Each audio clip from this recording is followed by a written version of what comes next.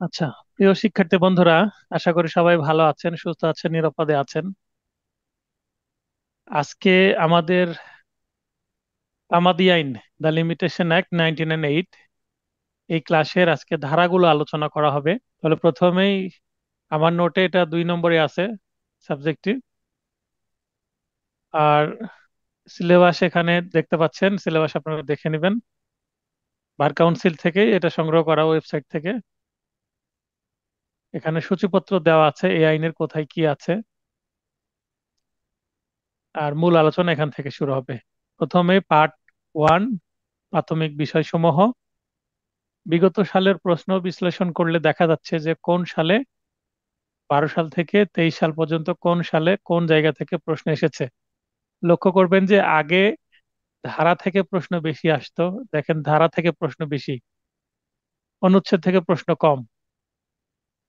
আর পক্ষান্তরে এখন ধারা থেকে প্রশ্ন, যেমন লাস্ট পরীক্ষায় ধারা থেকে 2টা আর অনুচ্ছেদ থেকে 8টা।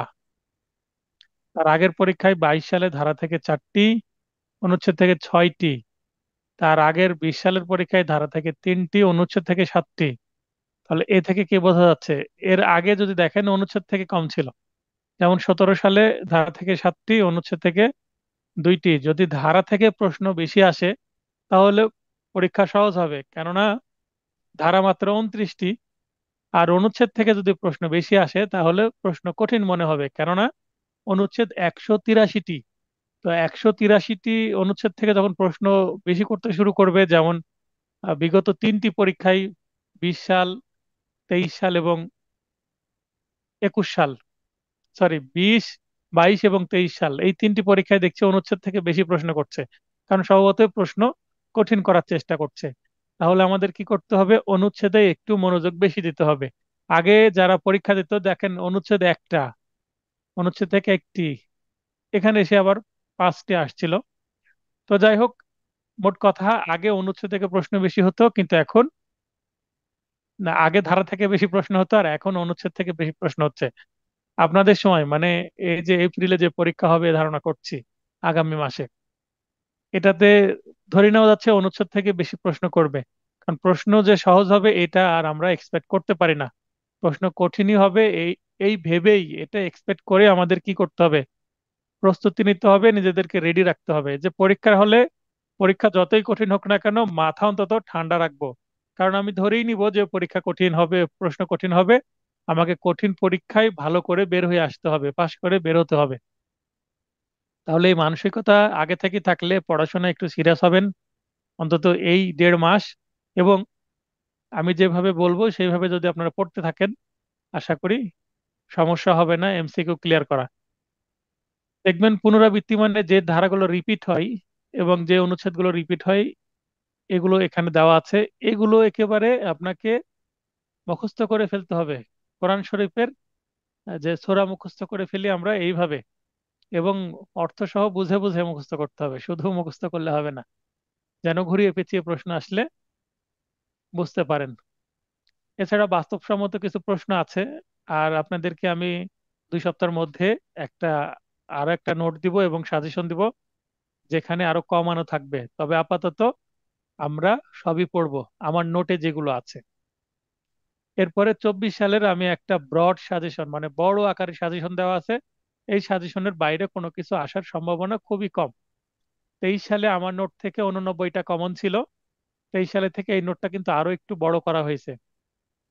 তো ধরে নিতে পারি এই নোট থেকেই 80% প্লাস কমন আসবে এবারও, আমি আশাবাদী। আর নতুন যে নোট দিব সেই নোট থেকেও আমি 60%-এর উপরে প্রশ্ন কমন দেওয়ার চেষ্টা করব। শেষ সময়ের প্রস্তুতি হিসাবে আইন আদালত ফাইনাল টাচ, এই নামে আমি আপনাদেরকে ছোট একটা নোট দিব, যেখানে থাকবে সাজেশন, কিছু আলোচনা, র্যাপিড রিভিশন হিসাবে, এবং কিছু মডেল টেস্ট থাকবে। এরপরে এখানে আমি সাজেশন দিয়ে দিয়েছি, দেখবেন 2 স্টার, 1 স্টার, 3 স্টার আকারে। 3 স্টার মানে সবচেয়ে বেশি গুরুত্বপূর্ণ। এখানে সবগুলো ধারাই পড়তে বলেছি, কিন্তু অনুচ্ছেদ টোটাল 183টার মধ্যে মাত্র 85টা আমি পড়ার জন্য বলেছি, যেটা আমি নতুন সাজেশনে আরো কমিয়ে দেব। এরপরে চলে যাই পরিচিতি অংশ থেকে। পরিচিতি বলতে তিন চারটা গাইড এবং ইন্টারনেট এবং মূল বই দুই তিনটা সবকিছু মিলে রিসার্চ করে এটা বের করা। অতএব আপনাদের অন্তত এখানে খুঁজে বের করার জন্য 2-3 দিন সময় লাগতোই। এই অংশটা আপনাদের জন্য করেই দেওয়া আছে, আপনাদের সময় কম লাগবে। তো পরিচিতি অংশ থেকে বা ইতিহাস অংশ থেকে বা ব্যাকগ্রাউন্ড অংশ অংশ থেকে যদি কোনো কিছু প্রশ্ন আসে, এর মধ্যে থেকে আসবে। আশা করি এখান থেকে কমন পাবেন। এগুলো পড়ে নেবেন, বোঝার কিছু নাই। তবে একটা জিনিস এখানে মনে রাখবেন যে এই যে এই লাইনটা, তামাদি আইন অধিকারকে বারিত করে, প্রতিকারকে বারিত করে, অধিকারকে না। Law of limitation bars a remedy not a right. অর্থাৎ কোনো মামলা করার তামাদির মেয়াদ শেষ হয়ে গেলেও আদালতে যে মামলা করা যাচ্ছে না, কিন্তু সে আর সেটা পাবেই না তেমন নয়। মনে করেন মামলা করা যাচ্ছে না আদালতে, তারপরেও তার অধিকারটা কি থাকবে, বলবৎ থাকবে, যদিও আদালতে মামলা করা যাচ্ছে না। সেক্ষেত্রে অধিকার থেকে লাভটা কি? লাভটা হচ্ছে যখন অধিকার বারিত করবে তখন অনেকেই তামাদিতে বারিত হয়ে গেলে এই পয়েন্টের উপর ভিত্তি করে মানে অন্যায় আচরণ করবে। কেউ টাকা পেলেও আর দিবে না। মামলা করতে না পারলেও অনেক সময় পারিবারিকভাবে, সামাজিকভাবে বসে সালিসের মাধ্যমে আদায় করা যেতে পারে। আর যখন অধিকারকে বারিত করে দিবে তখন কিন্তু সেটাও বলবে যে আইনে তো সে আর পাবে না। তো এরকম একটা বিষয়। এবং সেট আপ যখন দাবি করা হবে, আমি সিভিল মামলায়, সরি, সিপিসিতে গত রিটেন ক্লাসে বললাম যে সেট আপের একটা আমরা টপিক পড়লাম। তো যখন তামাদিতে বারিত হয়ে যায়, বাদী মামলা করতে পারছে না, কিন্তু বাদীর বিরুদ্ধে, অর্থাৎ বাদী যখন বিবাদী হয়ে যাবে, মনে করেন মিস্টার রহিম একজনের কাছে টাকা পাবে, তিনি মামলা করতে পারছেন না কারণ তামাদিতে বারিত হয়ে গেছে, বা অন্য কোনো সিভিল মামলা। কিন্তু যদি এই টাকার মামলায় অপরপক্ষ যদি তার বিরুদ্ধে মামলা করে, তাহলে এই যে লেনদেনের বিষয়টা সে কিন্তু আবার উত্থাপন করতে পারবে বিবাদী হিসাবে। বাদী হিসাবে মামলা করার তো অধিকার তামাদি আইনের 3 ধারা নিয়ে নিচ্ছে, কিন্তু বিবাদী হিসাবে সেট আপ দাবি করতে তামাদিটা কাজ করে না। এই কারণে অধিকারটা কি থাকে, বলবৎ থাকে। আশা করি পয়েন্টটা বুঝতে পেরেছেন। এছাড়া আরো কিছু বিষয় এখানে আমি যেটা বলি যে তামাদি আইনের বিষয়বস্তু কিন্তু তিনটি: মূল মোকদ্দমা মানে সিভিল সুট, আপিল ও বিভিন্ন প্রকার দরখাস্ত। দরখাস্তের আরো নাম আছে কি আবেদনপত্র, পিটিশন বা অ্যাপ্লিকেশন, যেটাই বলি না কেন। এবং আরো একটা জিনিস মনে রাখবেন যে তামাদি আইনে কিন্তু রিভিশন দায়ের করার জন্য কোনো মেয়াদ উল্লেখ নাই। এবং তামাদি আইন ফৌজদারি মূল মামলার ক্ষেত্রে প্রযোজ্য নয়। তামাদি আইনে রিভিশন দায়ের বিষয়ে তামাদির মেয়াদ সংক্রান্ত কোনো বিধান নেই। এইগুলো যেগুলো হাইলাইট করে দিলাম এগুলো থেকে বেশি আসে। আর দেওয়ানি মামলার তামাদির বিষয়টি মূলত আইন ও ঘটনার মিশ্র বিষয়। আইন বলতে মানে লিগ্যাল পয়েন্ট, মানে আইনে কোনো কিছু ব্যাখ্যা দেওয়া যাচ্ছে কিনা। তো কেউ তামাদির বিষয়টা বলছে, তাহলে আইনে মানে ধারাগুলোতে কি আছে এবং অনুচ্ছেদগুলোতে কি আছে এটা ভাবতে হবে, এবং ঘটনা কি। তো ঘটনা বুঝতে হলে আহ, ঘটনার বিষয় যখন আসবে তখন কত তারিখ থেকে কোনো মামলার কারণ উদ্ভব হচ্ছে। যেমন আমরা অনুচ্ছেদ যখন পড়বো তখন একটা মামলা বলা হচ্ছে যে এসআর অ্যাক্টের 9 ধারার মামলা 6 মাসের মধ্যে করতে হবে। 6 মাসটা শুরু হবে কখন থেকে? যেদিন থেকে মামলা করার কারণ উদ্ভব হলো। মামলা করার কারণ উদ্ভব হবে কখন থেকে? তখন ঘটনা জানতে হবে কি ঘটনা ঘটেছিল, যে মিস্টার রহিমকে মিস্টার করিম কি করেছে, তার সম্পত্তি থেকে বেদখল করেছে। তো বেদখলের তারিখটাই হবে মামলার কারণ উদ্ভবের তারিখ, এবং ওই তারিখ থেকেই তামাদির মেয়াদ গণনা শুরু হবে। তাহলে আপনাকে তো ঘটনা জানতে হচ্ছে কত তারিখে কি হলো, কিভাবে ঘটনা হলো। এই ঘটনা এবং আইনের যে বলা আছে 6 মাস, এই দুইটা মিশ্র বিষয়। তার মানে তামাদি নির্ধারণ করতে হলে অবশ্যই আপনাকে আইনের পাশাপাশি ঘটনাও জানতে হবে, কারণ কোথা থেকে শুরু হচ্ছে, মামলা শুরুর তারিখ কবে, এই কারণে মিশ্র বিষয় বলা হচ্ছে। এটা জুডিশিয়ারিতে আসা একটা প্রশ্ন, খুবই ডিপ লেভেলের কোশ্চেন। মানে বুঝতে হবে, না হলে অনেকে বুঝতে পারবে না, ধারাতে কোথাও উল্লেখ নেই, আইনের মধ্যেও নাই। তো এটা একটু মনে রাখার চেষ্টা করবেন। এরপরে আরো একটা জিনিস আমি এখানে বলি যে তামাদি আইনের বিধানসমূহ মূলত দুইটি পরিধিকে লক্ষ্য করে আলোচিত হয়েছে। যেমন দেওয়ানি মূল মোকদ্দমা, আপিল ও দরখাস্ত বিষয়ে তামাদির মেয়াদ নির্ধারণ। অনুচ্ছেদ যে আছে 183টা, সেখানে বলে দেওয়া আছে কোনটার ক্ষেত্রে মেয়াদ কতদিন বা কত মাস বা কত বছর। আর তদুদ্দেশ্যে মানে এই যে মেয়াদটা অ্যাপ্লাই করার জন্য, ব্যবহার করার জন্য, তা আমাদের মেয়াদ গণনার পদ্ধতি জানতে হবে। তো বাসায় তো কোরআন শরীফ থাকলেই হবে না, তাই না? সেটা পড়তে হবে, এবং পড়তে হলে কিভাবে পড়তে হয় সেটা আগে শিখতে হবে। তো আমরা আগে যখন অনেক ছোটকালে কোরআন শরীফ শিখেছি, আগে আমপারা পড়তাম। আমপাড়ায় প্রথমে হরফ চেনানো হতো। ইংরেজিতে বলে লেটার, বাংলায় বলে বর্ণ, আরবিতে বলে হরফ। আলিফ বা তা, বা আলিফ বে তে সে, এ ধরনের বিভিন্ন। আলিফ একটাই উচ্চারণ, কিন্তু বা বা বে দুই ধরনের উচ্চারণ আমরা পড়েছি। তো হুজুরেরা পড়াতেন, আমাদের ইমাম সাহেব আমাদেরকে শিখিয়েছিলেন এক রমজান মাসে। এক মাসের মধ্যে কোরআন শরীফ শিখে গিয়েছিলাম। তো এটা কেন বলছি, যে কোরআন শরীফ পড়তে হলে সেটা আগে কিভাবে পড়তে হয় সেটা জানতে হবে সঠিকভাবে।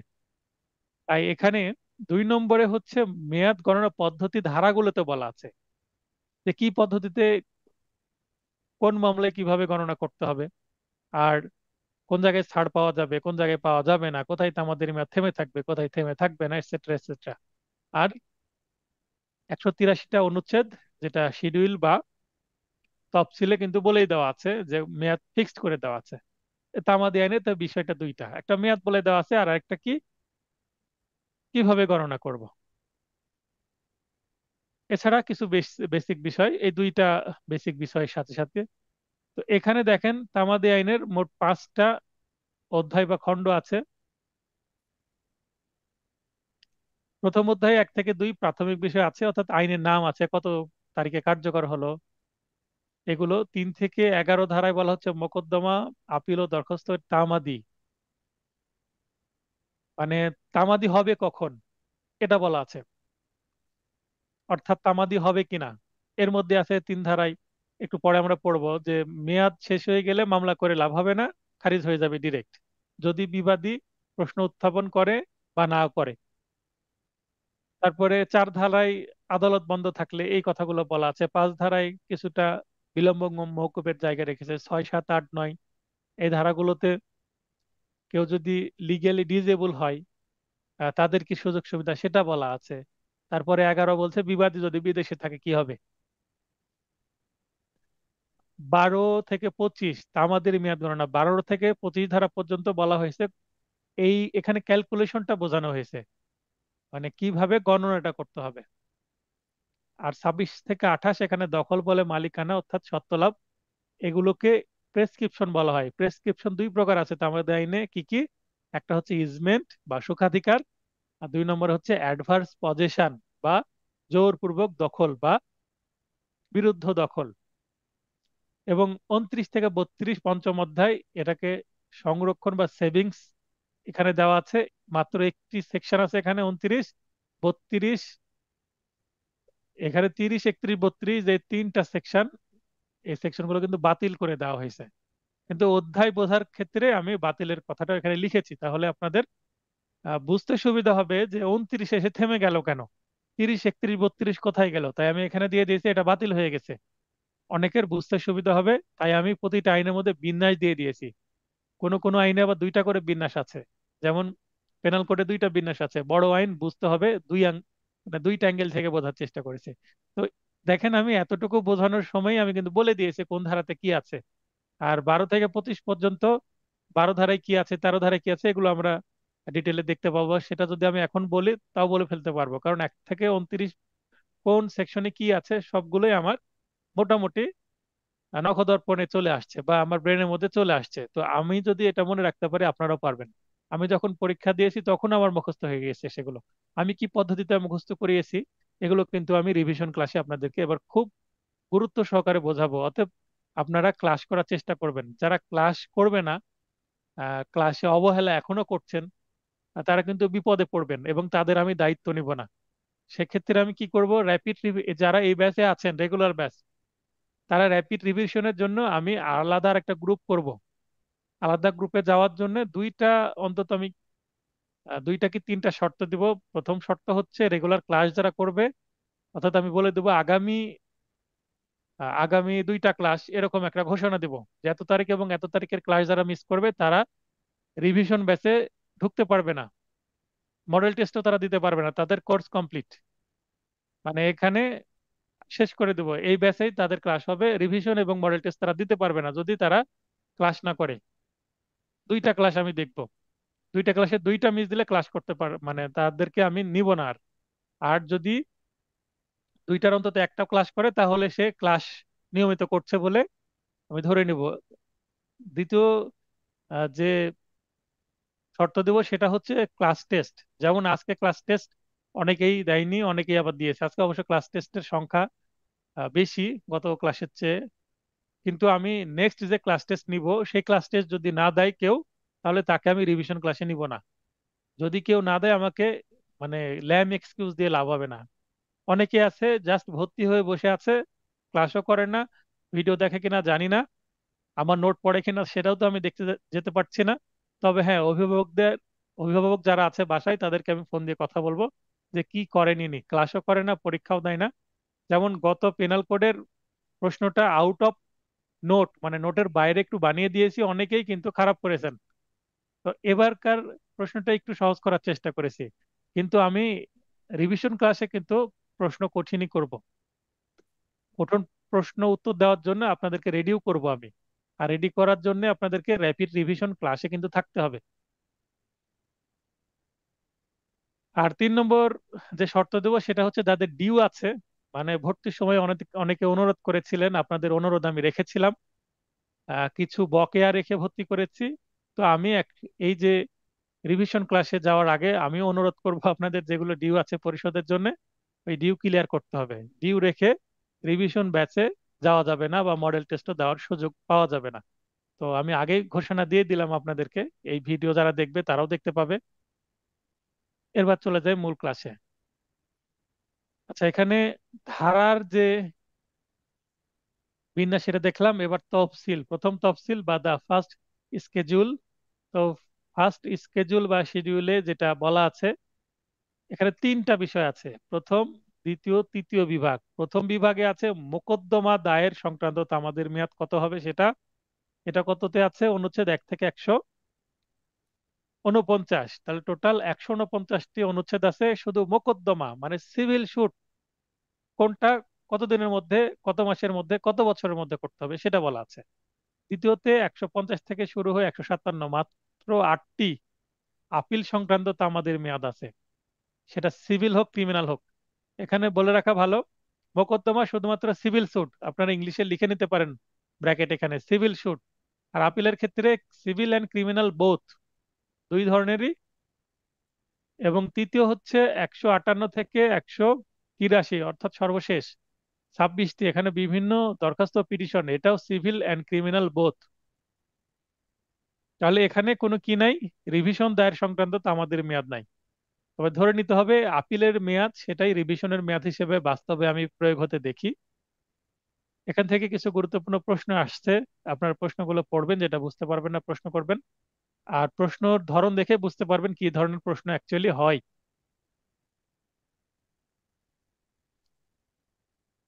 পার্ট 2, ধারা 1 থেকে 11। 1 থেকে 11-র মধ্যে কি কি আছে অলরেডি আমি বলেই দিয়েছি, ব্রিফ করেছি। তো এখানে ধারা 1-এ আছে মামলা মানে আইনের নাম কি হবে, তামাদি আইন 1908। কার্যকারিতা সমগ্র বাংলাদেশে হবে, বাংলাদেশের বাইরে হবে না। এটা প্রবর্তন বা কার্যকর বা ইফেক্টিভ হয়েছে 1 জানুয়ারি 1909-এ, অর্থাৎ 8 সালের আইন আর 1 বছর পরে, অর্থাৎ পরের বছরের 1 জানুয়ারিতে এটা কার্যকর হয়। তবে 1 নম্বর এবং 31 নম্বর আইন যখন পাশ হয় তখন কিন্তু 31 নম্বর ধারা ছিল, যদিও এখন নাই। 31 নম্বর ধারা 7 আগস্ট 7 আগস্ট 1908 হতে অবিলম্বে কার্যকর। তার মানে এই আইনটি 7 আগস্ট 1908-এ কি হয়, পাবলিশ হয় বা সরি হ্যাঁ পাবলিশ হয়। প্রব- আর এটা কার্যকর হয় 1 জানুয়ারি। পরিচিত অংশে কিন্তু দেওয়াই আছে। তো 7 আগস্ট 1908-এ গেজেট প্রকাশ যখন হয় তখন 1 এবং 31 ধারাকে কার্যকর দেখানো হয়েছে। আর বাদ বাকি ধারাগুলো 1 জানুয়ারি 1909 থেকে। আচ্ছা, কেউ বলতে পারবেন একটা আইন পাশ হয় তো সঙ্গে সঙ্গে অনেক আইন কার্যকর হয়, কিন্তু আগের আইনগুলো যেগুলো ছিল, যেমন 1909 সালের আইন, এটা পাশ হলো 7 আগস্ট আর কার্যকর হচ্ছে 1 জানুয়ারি। তাহলে August, September, October, November, December, মোটামুটি 5 মাস পরে গিয়ে কার্যকর হলো। এটা করার কারণ কি? বর্তমানে কিন্তু যেদিন পাস হয় সেদিন থেকে কার্যকর, কিন্তু আগে এই যে 4-5 মাসের একটা গ্যাপ দিয়ে কার্যকর দেখানো হয়। কেউ কি বলতে পারবেন এটার কারণটা কি হতে পারে? আচ্ছা, কেউ আসতে চাচ্ছেন না, আমি বলে দিই। সেটা হচ্ছে আগে কিন্তু এই টেলিভিশন ইন্টারনেট এগুলো এত ব্যাপক ছিল না, রেডিও ছিল তাও আবার খুব সীমিত পরিসরে। তার মানে একটা আইন পাশ হলে সেইটা সার্কুলারের দরকার ছিল, সেগুলো বিভিন্ন বারে যেতে, তারপরে অ্যাডভোকেটদের কাছে পৌঁছাতে, তারপরে এগুলো কিন্তু সময় লাগতো এবং মানুষ, সাধারণ মানুষ জানতেও সময় লাগতো। এই কারণে এই সময়টুকু দেওয়া হতো, কারণ সেখানে প্রিন্ট মিডিয়ার মাধ্যমে কার্যকর মানে প্রচার হতো। কিন্তু এখন কি ইন্টারনেটের জামানা, ইন্টারনেটে চলে আসে, গেজেটটা অনলাইন চলে আসে, তাছাড়া খুব দ্রুত সময়ে সেটা পাবলিশ হয়ে মানুষের হাতে চলে যায়। আগে মানুষের সামর্থ্য তো ছিল না যে বই কিনবে, কিন্তু এখন সবাই আমরা কোনো নতুন আইন পাশ হলে কিন্তু গেজেট কিনে ফেলি সব আইনের। এটা একটা বেসিক কারণ, আমার ধারণা মতে এটাই হওয়ার কথা। তারপরে দেখা হয় হয়তো বা আইনের মধ্যে কোনো ভুল ত্রুটি আছে কিনা, সেগুলো হয়তো বা রিভিউ করা হতে পারে, রিভিউ করে হয়তো বা আবার পাশ করবে এরকম। তো এখানে সংজ্ঞা আছে 2 ধারায়।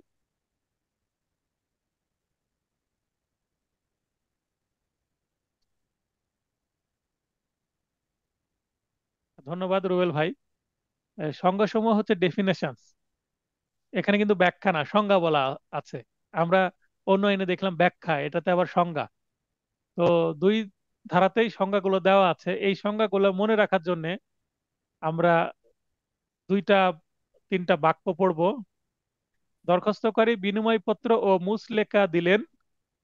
দেখেন, দরখাস্তকারী বিনিময়পত্র ও মুচলেকা দিলেন, বিবাদী সুখাধিকার নিয়ে বিদেশে চলে গেলেন।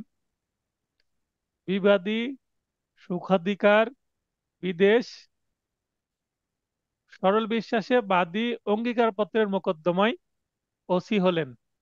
সরল বিশ্বাস, বাদী, অঙ্গীকারপত্র, মোকদ্দমা, ওসি। তো এই 3টা বাক্য আমরা যদি পড়ি, 3টা বাক্য কিন্তু আবার একটু গল্প আকারে প্রকাশ করার চেষ্টা করেছি। তো এগুলো, এটা আপনার একটু হেল্প হবে সিরিয়ালে মনে রাখার জন্য। যদি প্রশ্ন আসে সরল বিশ্বাস তামাদি আইনের কত ধারার বিষয়বস্তু, তাহলে ধারা 2, উপধারা 7। তাহলে এখানে কিন্তু আপনাকে উপধারাটাও মনে রাখতে হবে, উপধারা দিয়ে প্রশ্ন অপশনে আসতে পারে সেই কারণে। তো এখানে ইংরেজিটাও দেওয়া আছে এবং কাকে বলে সেটাও বলে দেওয়া আছে, আপনারা দেখে নেবেন। কঠিন কিছু নয়, খুব সংক্ষিপ্ত ভাবে বলে দেওয়া আছে। 2য় অধ্যায়, ধারা 3 থেকে 11। 3 ধারে বলা হচ্ছে তামাদি মেয়াদন্তে দায়েরকৃত মোকদ্দমা, আপিল, দরখাস্ত ইত্যাদি খারিজ হয়ে যাবে। ইংলিশটাও দেওয়া আছে, পড়ে নেবেন। বলছে 4 থেকে 25 ধারা সাপেক্ষে, অর্থাৎ 4 এবং 25 ধারায় কি দেওয়া আছে, নিয়ম কানুন কিছু দেওয়া আছে, ক্যালকুলেশন কিভাবে করতে হবে সেগুলো দেওয়া আছে। এগুলোকে বিবেচনায় নিয়ে, মনে করেন 18 ধারায় দেওয়া আছে হচ্ছে যদি প্রতারণা থাকে সেক্ষেত্রে কিন্তু মামলা করার ক্ষেত্রে কিছু সুযোগ সুবিধা আছে। আবার 6 ধারায় বলা হচ্ছে যদি কি হয়, মাইনর হয়, তাহলে তো আমাদের মেয়াদ স্থগিত থাকবে। তো এই জিনিসগুলোকে ক্যালকুলেশনে নিতে হবে, নেওয়ার পরে সেইটা তামাদিতে বাড়িত কিনা, অর্থাৎ মেয়াদ শেষ হয়ে গেছে কিনা সেটা চিন্তা করতে হবে। প্রথম তফসিলে নির্ধারিত মেয়াদ অন্তত, এই যে মেয়াদের কথা বলা হয়েছে সেটা কোথা থেকে নিতে হবে? প্রথম তফসিলে যেটা আছে 183টা, তার মধ্যে 1 থেকে 149-এর মধ্যে যেগুলো বলা আছে মোকদ্দমা দায়ের বিষয়ে, তারপরে আপিল, দরখাস্ত, সবকিছুই। বিবাদী পক্ষ তামাদি প্রশ্ন উত্থাপন না করলেও, যখন মামলা দায়ের করা হয় তখন বিবাদী পক্ষ তো থাকেই না, প্রশ্ন উত্থাপন করবে কখন? তাই এখানে আদালতকে দেখতে হবে যে তামাদির ব্যাখ্যা ঠিকভাবে দিয়েছে কিনা। 3 ধারার খারিজ আদেশ প্রদান আদালতের জন্য বাধ্যতামূলক। 3 ধারায় যে আদালত খারিজ করবে এটা আদালতের জন্য বাধ্যতামূলক, বিবেচনামূলক ক্ষমতা নয়। ইচ্ছা হলো খারিজ করলাম, না হলো রাখলাম, একটু বাদীকে সুবিধা দিলাম, এটা করা যাবে না। তাহলে সহকারী জজ হোক, সিনিয়র সহকারী জজ হোক, বা যুগ্ম জেলা জজ, অর্থাৎ যে আদালতে মামলা দায়ের হোক না কেন, তিনি 3 ধারার নিয়ম মানতে বাধ্য। এখানে দেখেন যেই লাইনগুলো হাইলাইট করা আছে, মানে প্রতিটা লাইন থেকেই প্রশ্ন আসে আলাদা আলাদা।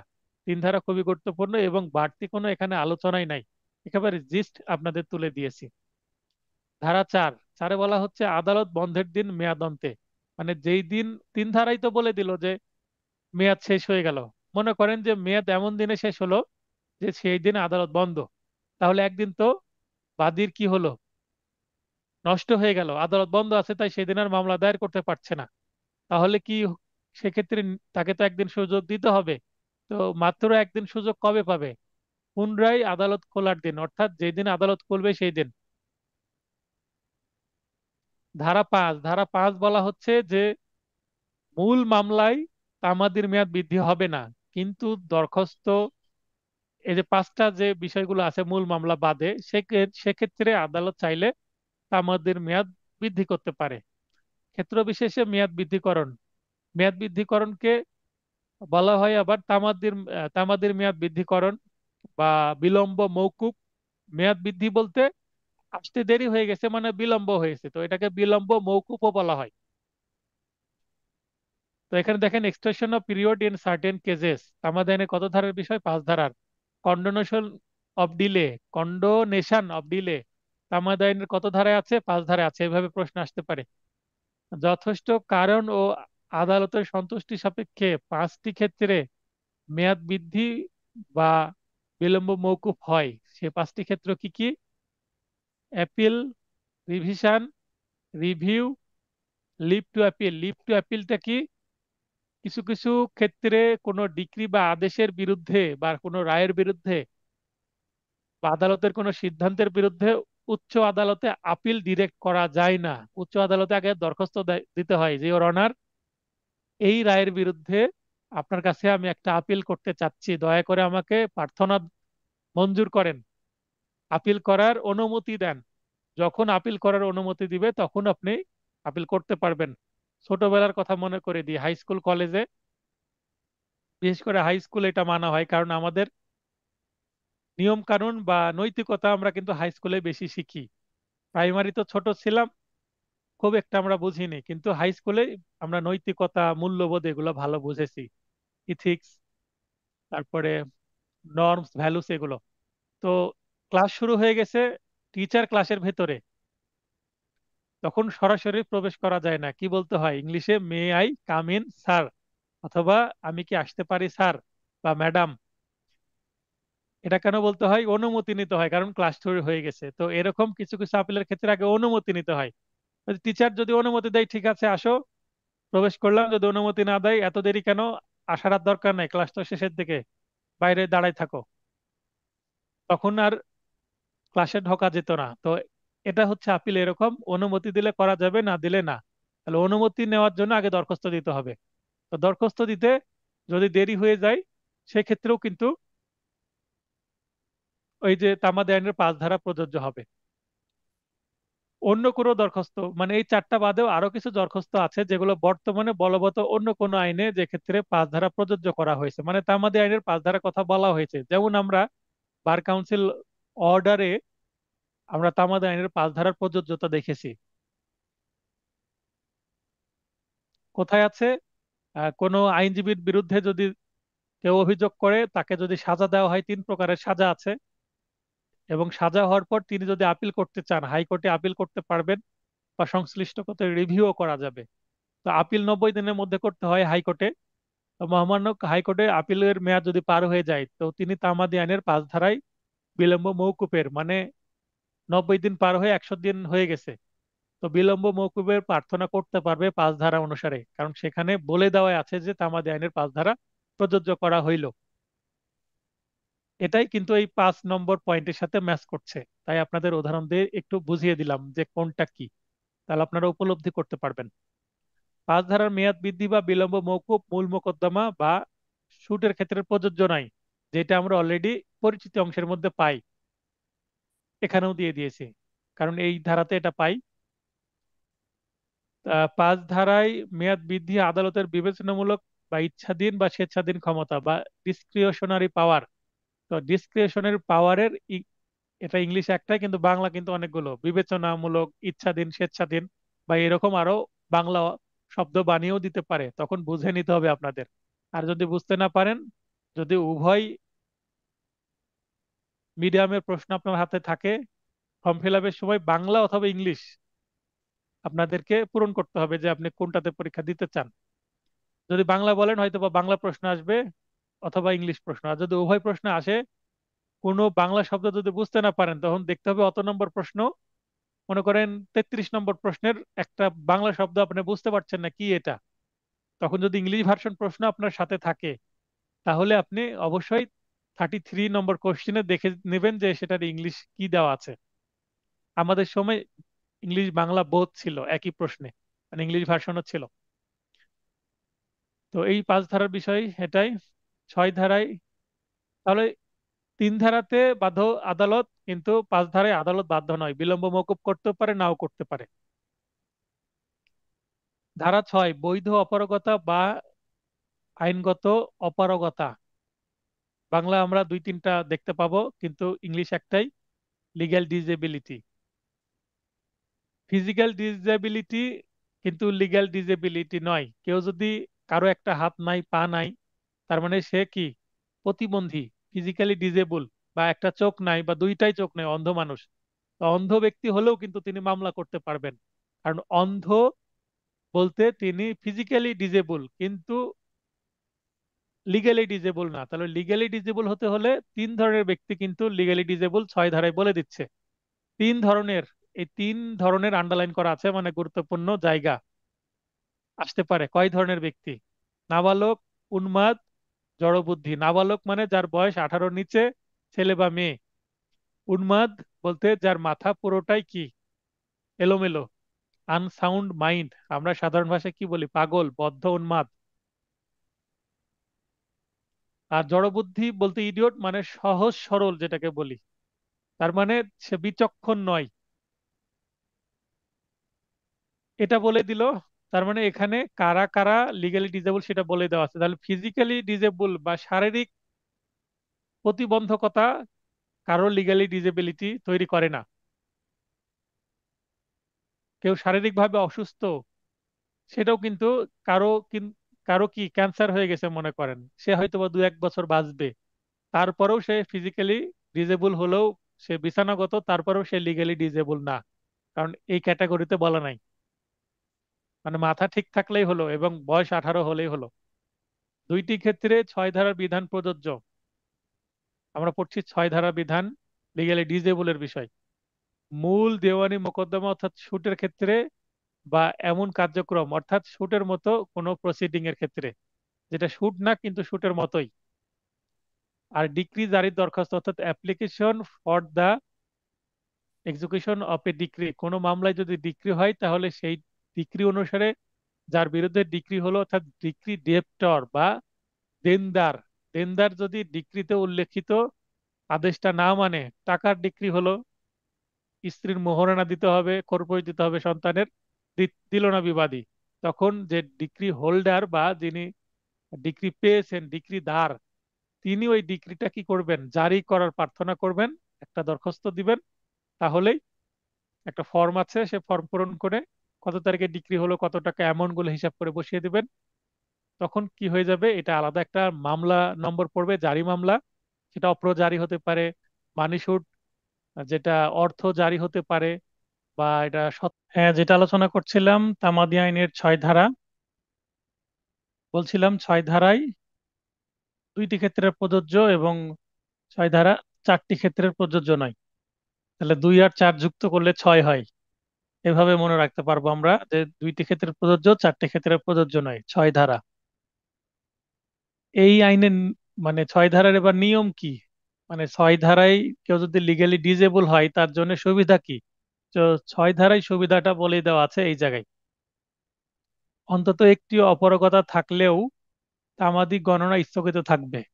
যদি বাদী একটা হয় এবং একটা বাদীর এক বা একাধিক অপারগতা থাকে, তাহলে তার জন্য মামলা করার যে তামাদির মেয়াদ সেটা থেমে থাকবে, ঘড়ি চলবে না তার জন্য। কোনো ব্যক্তি অপারগত অবস্থায় মৃত্যুবরণ করলে, একজন ব্যক্তি অপারগ অবস্থায় মৃত্যুবরণ করেছেন, তার আইনানুগ প্রতিনিধির তিনি যদি আবার সমর্থ হন, মানে সে যদি লিগালি ডিজেবল না হয়, তার জন্য তামাদি গণনা আরম্ভ হবে। যেদিন বাবা মারা যাবে সেই দিন তার সন্তানের জন্য তামাদির মেয়াদ শুরু হয়ে যাবে। সন্তানও হতে পারে, তার স্ত্রী হতে পারে। শুধুমাত্র বাদী বৈধ অপারগ হলে তার ক্ষেত্রে তামাদি গণনা স্থগিত থাকবে। বাদী যদি বিবাদী লিগালি ডিজেবল হয়, অর্থাৎ কোনো যদি বিবাদী নাবালক হয়, নাবালক বিবাদীর বিরুদ্ধে মামলা হবে। মানে বাদী লিগালি ডিজেবল কিনা এটাই বিবেচনার বিষয়। বাদী দেখবে যে সে সমর্থ কিনা, তাহলে বাদীর আইনজীবী দেখবে যে তার মক্কেল লিগালি ডিজেবল কিনা। যদি লিগালি ডিজেবল না হয় তাহলে তার জন্য মামলা হবে। বিবাদী বৈধ অপারগ অর্থাৎ নাবালক, উন্মাদ বা জড়বুদ্ধি হলেও তার বিরুদ্ধে মামলা দায়ের করা যাবে। তাহলে 6 ধারায় এটা হচ্ছে মূল বক্তব্য। এখানে কিছু উদাহরণ দেওয়া আছে, উদাহরণগুলো যদি পড়া হয় তাহলে বুঝতে পারবেন। তবে এই উদাহরণগুলো পড়ার আগে আমাকে 8 ধারাও পড়তে হবে। 8 ধারা পড়ার পরে এসে উদাহরণগুলো পড়ছি। 7, বাদী বা দরখাস্তকারীগণের একজনের অপারগতা। মনে করেন বাদী বা দরখাস্তকারী একের অধিক, 3 জন 4 জন। সেক্ষেত্রে যদি একজন অপারগ হয়, তাহলে অপরজনের জন্য সেটা প্রযোজ্য হবে কিনা। মানে যখন বাদী বেশি, তামাদি গণনা আরম্ভ হতে হলে অন্তত একজনের অপারগতা অবসান হতে হবে। অর্থাৎ 5 জন 10 জন যতজনই বাদী থাকুক না কেন, তার মধ্যে মামলায় 10 জন 20 জন আছে বাদী, 20 জন বাদী আছে, 20 জনের মধ্যে একজন কি ভালো, সুস্থ, সাবালক, জড়বুদ্ধ না, তাহলে সকলের পক্ষে সেই কিন্তু মামলাটা পরিচালনা করে যেতে পারবে এবং অন্যদের নাম শুধু মামলায় থাকবে। বা সকলের পক্ষে তিনি বাদী হবেন এভাবে। একজনের জন্য তামাদি গণনা আরম্ভ হলে তা সকলের জন্য অতিবাহিত হতে থাকবে। 20 জন বাদীর মধ্যে একজন সুস্থ, ওই একজন যদি মামলা না করে বাকি 19 জনেরও মামলার তামাদি বাড়িত হয়ে যাবে। অর্থাৎ একজনের জন্য যেহেতু ঘড়ি চলছে টিক টিক টিক টিক করে, মানে তামাদির মেয়াদ থেমে নাই, তার মানে 19 জনের জন্য থেমে থাকবে না। সকলেই যদি কি হতো, লিগালি ডিজেবল হতো, তাহলে ঘড়ি আবার থেমে থাকতো। তাহলে 6 ধারা হচ্ছে একক বাদীর ক্ষেত্রে বোঝাচ্ছে, আর 7 ধারা 6 ধারারই একটু এক্সটেনশন, যে বাদী যখন একাধিক হবে তখন 6 ধারাটা কিভাবে প্রযোজ্য হবে সেটাই 7 ধারায় বুঝিয়েছে। মানে 7 আর 6 একই জিনিস। 6 ধারায় যেগুলো শিখলাম সেটাও কিন্তু 7 ধারাতে সে আইনগুলো প্রযোজ্য হবে। কিন্তু জাস্ট একাধিক বিবাদী হলে কি হবে 6 ধারার ক্ষেত্রে, সেটাই 7 ধারায় বলা হয়েছে। এটাও আমরা উদাহরণগুলো পরে পড়বো 8 ধারা পড়ার পরে। 8 ধারে কি বলছে, বিশেষ ব্যতিক্রম, স্পেশাল এক্সেপশনস। এটা কিন্তু স্পেশাল এক্সেপশনস, জেনারেল এক্সেপশনস না। জেনারেল এক্সেপশনস আছে পেনাল কোডের 76 থেকে 106 ধারার মধ্যে। আর তামাদি আইনে বা লিমিটেশন অ্যাক্টে স্পেশাল এক্সেপশনস আছে 8 ধারাতে, একটা মাত্র ধারার মধ্যে। 6 ও 7 নং ধারা, তার মানে লিগালি ডিজেবিলিটি সংক্রান্ত যে ধারা দুইটি একটু আগেই পড়লাম, সে ধারা দুইটি কি অগ্রকয়ের বা প্রিয়াম্পশন মোকদ্দমায় প্রযোজ্য নয়। প্রিয়াম্পশন মোকদ্দমাটা আবার কি জিনিস? অগ্রকয় প্রিয়াম্পশন দুইটা শব্দ মনে রাখতে হবে, অপশনে দিয়ে দেয়, বিগত সালে এখান থেকে প্রশ্ন এসেছে। যে 6 7 ধারা উল্লেখ করতে নাও পারে, বলতে পারে যে লিগালি ডিজেবল ব্যক্তি বা নাবালকের ক্ষেত্রে কোনটি প্রযোজ্য না। বা নাবালক বললো না, একটা ব্যক্তি নাম বললো যে এক্স, এক্স এর বয়স 16 বছর, তার মানে সে ডিরেক্ট বলছে না নাবালক বা লিগালি ডিজেবল, 6 বা 7 ধারার বিষয়। কিন্তু নিচে আবার অপশনে অগ্রকয়ের কথাটা বলেছে, অর্থাৎ আপনাকে বুঝে নিতে হবে প্রশ্ন থেকে যে এটা লিগালি ডিজেবিলিটি 6 না 7 ধারার প্রশ্ন। কোনো প্রশ্ন দেখলে, আজকে যেমন পরীক্ষা ছিল, আপনাদের প্রথম কাজ হচ্ছে এটা কত ধারা থেকে এসেছে এটা বোঝার চেষ্টা করা। অ্যাট ফার্স্ট কোন আইনের প্রশ্ন এবং কত ধারা থেকে এসেছে এটা যদি ধরতে না পারেন, প্রশ্নের উত্তর করাটা কিন্তু লজিক্যাল হবে না। উত্তর করবেন, ভুল হওয়ার সম্ভাবনা থাকবে। তো কিভাবে করা যাবে, রিভিশন ক্লাসে এই টেকনিকগুলো খুব ভালোভাবে বোঝানোর চেষ্টা করব আমি। এখন আমি আপনাদেরকে কনসেপ্ট ক্লিয়ার করছি, মূল আইন পড়াচ্ছি, আমি এমসিকিউ পড়াচ্ছি না। আমি এই নোট থেকে কখনো এমসিকিউ পড়াই না। রিভিশন ক্লাসে গিয়ে আমি এমসিকিউ পড়াই। এবং যখন কেউ কোনো ক্লাস টেস্টের প্রশ্ন নিয়ে আমাকে কমপ্লেন করবে যে এই প্রশ্নে আমার মনে হচ্ছে সমস্যা আছে, বা আমি বুঝতে পারছি না, তখন আমি কিন্তু ক্লাস টেস্টের সলিউশন ক্লাস নেই। আমি দেখবেন যে লিস্ট দিয়ে দিয়েছি 1 থেকে 59টি ভিডিওর, মানে ব্যাচ 1 এবং ব্যাচ 2 এর, সেখানে সলিউশন ক্লাসও আছে কিছু। তো যেমন গত পেনাল কোডের প্রশ্নটা অনেক হার্ড ছিল, কিন্তু কেউ আমাকে বলেননি যে স্যার এই প্রশ্নটা একটু বুঝিয়ে দেন। তার মানে যখন সলিউশন দিয়ে দিয়েছি সবাই বুঝে গেছেন। এটা আপনাদের প্রবলেম। একটা কি প্রবলেম, যে কোনো প্রশ্নের সমস্যা থাকলে আপনারা বলেন না। যেমন গত রিটেন ক্লাসে আব্দুল মাজিদ ভাই বললেন যে স্যার, একটা রিটেন প্রশ্নের শুরুতে আমার উত্তরটা আমি বুঝতে পারছি না, কিভাবে করব। এইটা আমি আজকে মানে ভোরে সেহরির পরে আমি বসে সেই সলিউশনটা দিয়ে দিয়েছি। সেখানে উল্লেখ করা আছে যে কিভাবে উত্তরটা করতে হবে। উনি বললেন, দিয়ে দিলাম। না বললেও আমি দিয়ে দিতে পারতাম। তো আপনার প্রয়োজনটা কোথায়, প্রবলেমটা, সেটা আমাকে তো প্রকাশ করতে হবে। দুর্বলতা যদি প্রকাশ না করেন, পরীক্ষা না দিলে বা দুর্বলতা বুঝতে পারবেন না নিজের।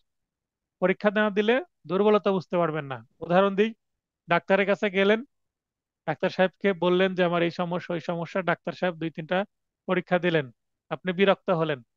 ডাক্তারের কাছে গেছি, ফি দিচ্ছি, আবার টেস্ট করাতে টাকা পয়সা খরচ হচ্ছে। তো অনেকেই টেস্ট দিলে অনেক সময় বিরক্ত হন, অনেক সময় টেস্ট অনৈতিক ভাবেও দেয়। এটা আমি নিজেও অনুভব করি। তো আবার অধিকাংশ ক্ষেত্রেই কিন্তু টেস্টের প্রয়োজনীয়তা আছে, কারণ টেস্ট দেখেই বুঝতে পারবেন অ্যাকচুয়াল প্রবলেমটা। রক্তের টেস্ট দিতে পারেন, ইউরিনের টেস্ট দিতে পারেন, তারপরে এক্স রে দিতে পারেন, আলট্রাসোনোগ্রাফি দিতে পারেন, ইসিজি দিতে পারেন, বিভিন্ন ধরনের প্যাথোলজিক্যাল, তারপরে রেডিওগ্রাফিক্যাল টেস্ট থাকে। তো সেটার উপর ভিত্তি করে ডাক্তার বুঝতে পারেন যে কোথায় প্রবলেম। তাহলে সর্ব অঙ্গে ব্যথা, ওষুধ দিব কথা। তো ব্যথা যদি সব জায়গায় বলেন, তাহলে ডাক্তারকে কিন্তু বুঝতে হবে ঠিকভাবে। মানে ডাক্তারকে যদি ঠিকভাবে আপনি এক্সপ্লেন করতে না পারেন আপনার রোগের বিষয়টা, রোগের ইতিহাসটা বা সিমটম বা উপসর্গ, ডাক্তার কিন্তু ভালো ট্রিটমেন্ট দিতে পারবেন না। তাই ডাক্তার টেস্ট দেন, টেস্ট দিয়ে সেটা আরো ভালোভাবে বোঝার চেষ্টা করেন, তারপরে ওষুধ দেন। তো আপনাদের টেস্ট, ক্লাস টেস্ট নিচ্ছি বারবার, আপনারা দিচ্ছেন না। আপনারাও বুঝতে পারছেন না কি সমস্যা, আমিও বুঝতে পারবো না কি সমস্যা। তাহলে আমি বারবার বলছি যে টেস্ট দিবেন, ক্লাস টেস্ট। ক্লাস টেস্ট দিতে আপনার অতিরিক্ত তো টাকা লাগছে না। অনেক কোচিং এ আছে, দেখবেন যে মূল কোর্সের বাইরে শুধু পরীক্ষা দেওয়ার জন্য 100 টাকা 50 টাকা করে কোর্স ফি নাই। মানে কোর্স ফির সাথে অ্যাড হয় ওই ক্লাস টেস্টের ফি নাই, পরীক্ষার ফি।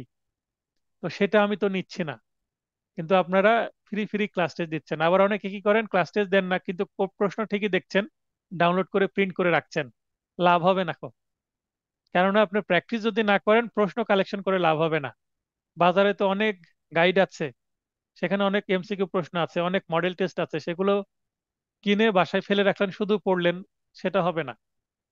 আপনি নিজে পরীক্ষা দিলেন, আরেকজন যখন দেখে দিবে আপনাকে, আমি যেমন আপনাকে দেখিয়ে দিচ্ছি পরীক্ষাটার প্রশ্নটা আমি কার কেমন হচ্ছে পরীক্ষা, সেটার রেজাল্ট দিচ্ছি। এটা একটা প্রসেসের মধ্যে দিয়ে যাওয়া, দীর্ঘদিন ধরে। এইটা প্রায় 1 বছর হয়ে গেল। 24 সালে পরীক্ষা হলে এতদিন তো এই কোর্স করানো থেকে আমিও দায়মুক্ত হতাম। তো আমিও কিন্তু প্রথম ব্যাচকে আমি প্রায় 1 বছর টেনে নিয়ে আসছি। সেই 5,000 টাকা কোর্স ফি, অনেকে আবার কিছু ডিসকাউন্টও পেয়েছেন। তো এই কোর্স ফিতে একটা নোট দিয়েছি আপনাদের, আবার দীর্ঘদিন টেনে নিয়ে যাচ্ছি। আরো সামনে 1 মাসের বেশি সময় আমি আপনাদেরকে সাপোর্ট দিব। কিন্তু অনেকেই সাপোর্ট নিয়েছেন, অনেকে আবার সাপোর্ট নেননি। তো যারা সাপোর্ট নেননি তারা কি করেছেন, সময়ের 1 ফোর, অসময়ের 10 ফোর। এটার অর্থ কি, আপনি পাহাড় সমান সমস্যা মানে জমা করে রেখেছেন, সময়ের কাজ সময়ে করেননি, তাহলে আপনার আর সমস্যা হতো না। তো যাই হোক, যা হয়েছে। আর এই 1.5 মাসের মতন কেউ ফাঁকি দিবেন না। অন্তত আগামী পরীক্ষা থেকে দেওয়া শুরু করবেন। আমি নোটিশ দিয়ে দেবো, আগামী পরীক্ষা না দিলে তার আর মানে অ্যাডমিশন ক্যান্সেল হয়ে যাবে। পরীক্ষা না দিলে অ্যাডমিশন ক্যান্সেল হয়ে যাবে। কেননা আজকে দেখলাম যে আমার স্টুডেন্ট সংখ্যা 70-র মতো, কিন্তু প্রায় 20 জনের মতো পরীক্ষা দিচ্ছেন, 50 জনই পরীক্ষা দেননি। তাহলে বাকি 50 জনের দায়িত্ব আমি কি করে নিব বলেন। আমি কষ্ট করে প্রশ্ন তৈরি করছি, কিন্তু আপনারা পরীক্ষা দিচ্ছেন না। তো অগ্রগতিটা কি বলছিলাম, অগ্রক্রয় হচ্ছে, মনে করেন আমার ভাই সম্পত্তি বিক্রয় করছে, স্থাবর সম্পত্তি, আমি সেই সম্পত্তিটা ক্রয় করতে পারবো, কারণ আমি পরিবারের ব্যক্তি, আমি আত্মীয়। তাহলে নিকট আত্মীয়র কাছে আগে প্রস্তাব দিতে হবে যে আমার একটা সম্পত্তি আমি বিক্রয় করছি, নিবেন কিনা বা নিবে কিনা। তো নিকট আত্মীয়রা যদি নিতে সমর্থ না হয় বা দাম দরে না হয়, নিকট আত্মীয়রা দাম কম বলছে কিন্তু বাজার দর বেশি, আমি চাচ্ছি 10 লক্ষ টাকা, কিন্তু নিকট আত্মীয় বলছে 8 লক্ষ টাকা, 2 লক্ষ টাকা আমার লস হচ্ছে। তাহলে হয়তো বা আমি ন্যায্য মূল্য না পাওয়ার কারণে নিকট আত্মীয়কে দিচ্ছি না, কিন্তু আমি প্রস্তাব দিয়েছিলাম, কারণ তাদের এটা ক্রয় করার একটা আগে অধিকার আছে তাদের। এটাকে বলা হচ্ছে প্রিয়াম্পশন বা অগ্রক্রয়। দ্বিতীয়ত হচ্ছে, আত্মীয় স্বজনের মধ্যে যদি কেউ না থাকে, কেনার মতন সামর্থ্য না থাকে বা কেউ ইন্টারেস্টেড না হয়, তাহলে কি করতে হবে? ওই জমির চারিদিকে যাদের সম্পত্তি আছে, পশ্চিম পূর্ব উত্তর দক্ষিণে, তো যাদের সম্পত্তি আছে তাদেরকে প্রস্তাব দিতে হবে। তার মানে নিকটাত্মীয় এবং চৌহদ্দি মানে আশেপাশে যাদের সম্পত্তি, তাদের প্রস্তাব দিতে হবে। কেন এটা? কারণ আপনার সম্পত্তির পাশে যার সম্পত্তি আছে তাকে যদি সম্পত্তিটা দেন তাহলে তার সুবিধা হবে, প্লট একটা হয়ে যেতে পারে, তার যাতায়াতের সুবিধা হতে পারে। অথবা আপনি যদি অন্য কাউকে দেন, এখানে আরেকটা ব্যক্তি এসে কি, পাশাপাশি সম্পত্তি থাকলে প্রবলেম হয় দুইজনের, সে প্রবলেমটা সৃষ্টি হতে পারে। ভিন্ন এলাকার ব্যক্তি এসে ওই জায়গায় প্রবেশ করতে পারে। হয়তোবা পাশে আপনার ভাইয়ের সম্পত্তি ছিল, আপনার চাচাতো ভাইয়ের সম্পত্তি ছিল, বা আপনার একটা প্রতিবেশী সম্পত্তি ছিল, তো ভিন্ন গ্রামের একজন ব্যক্তি কিনলো, ওই মাঝখানে প্রবেশ করলো, তাহলে সমস্যা হবে। এই কারণেই অগ্রক্রয়ের একটা নিয়ম রাখা হয়েছে আইন করে। তো অগ্রক্রয়ের ক্ষেত্রে কিন্তু এই 6-7 ধারা মানে লিগ্যাল ডিজেবিলিটি কাজ করবে না, সুবিধা পাবে না। অপরাগত অবসানের পর অতিরিক্ত 3 বছর সময় পাওয়া যাবে। অতিরিক্ত 3 বছর অর্থাৎ যে লিগ্যালি ডিজেবল ছিল, সে যখন সুস্থ হলো, তারপরে সে মাত্র অতিরিক্ত সময় 3 বছর পাবে। আচ্ছা, অতিরিক্ত সময় 3 বছর পাবে, এটা একটা হিসাবের নিয়ম এখানে আমি দিয়ে দিয়েছি।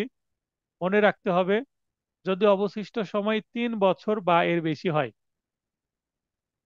তবে 8 ধারা মতে কোনো অতিরিক্ত সময় পাবে না। মনে করেন যে, যেমন 3+0=3 বছর, বা 4+0=4 বছর, 5+0=5 বছর, 6+0=6 বছর, 7+0+7 বছর, 8+0=8 বছর। এইগুলো দ্বারা কি বুঝিয়েছি আমি?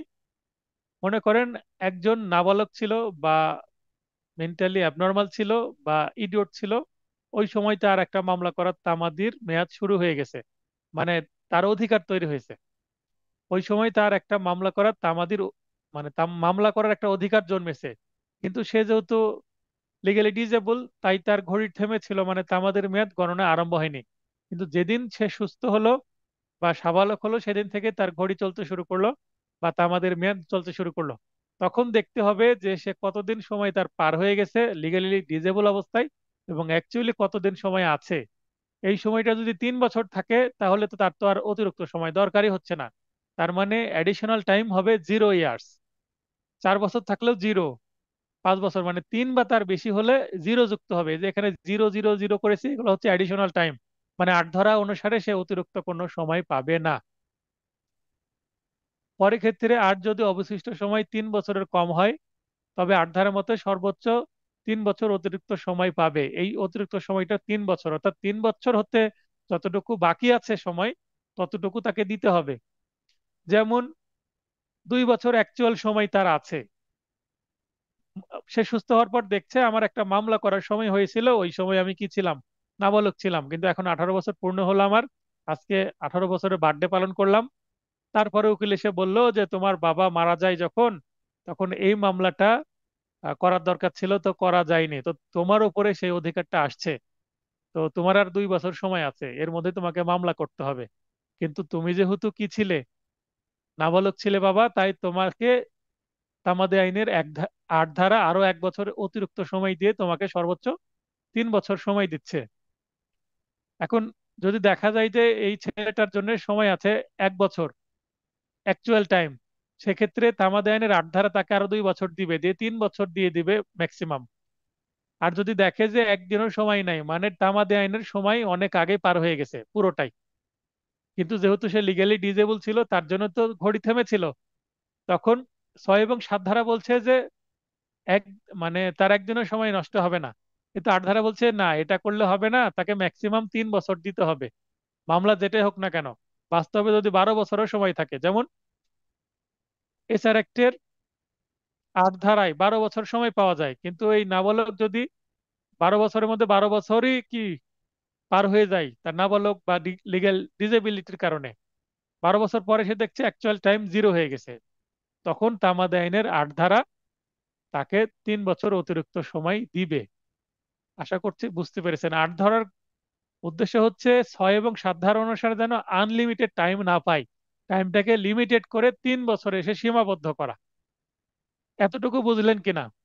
8 ধারার বিষয়টা বুঝলেন কিনা? এই ক্যালকুলেশন, গাণিতিক হিসাব বুঝলেন কিনা? অনেকের মাথায় আবার গণিত প্রবেশ করে না, তাই আগের আগের নোটে কিন্তু এই মনে রাখতে হবে এই অংশটুকু ছিল না, 24 সালের নোটে এটা অ্যাড হয়েছে।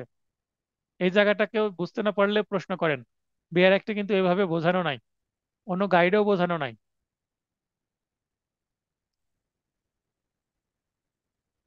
আচ্ছা, সেলিম ভাই হাত উত্তোলন করেছেন, লাইনে আসবেন।